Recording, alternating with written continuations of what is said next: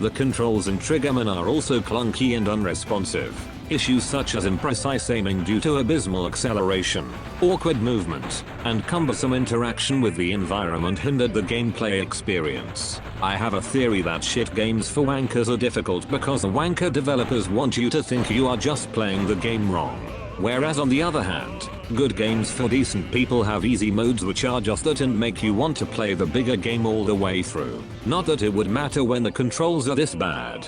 Triggerman suffers from poorly designed camera controls that significantly hinder the gameplay experience. The controls are overly sensitive, causing the camera to drift and oversteer when attempting to pan from left to right. This results in a frustrating experience where the camera constantly overshoots the intended focal point, making precise adjustments difficult. The sensation is akin to the game overcorrecting every input, which disrupts immersion and hampers player control. Such drifty camera mechanics can lead to disorientation and a lack of fluidity, ultimately detracting from the overall enjoyment and playability of the game. Contributing to the frustration is the lack of collision detection and feedback when shooting enemies. Players will often find that their shot appear to pass through targets without any indication of impact. The absence of visual or auditory feedback upon hitting an enemy makes it difficult to gauge whether shots are effective, leading to a frustrating and unsatisfying experience. This fundamental issue in game mechanics severely hampers the overall playability and enjoyment,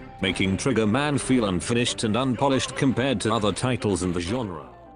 Quei penachini non più avrai quel cappello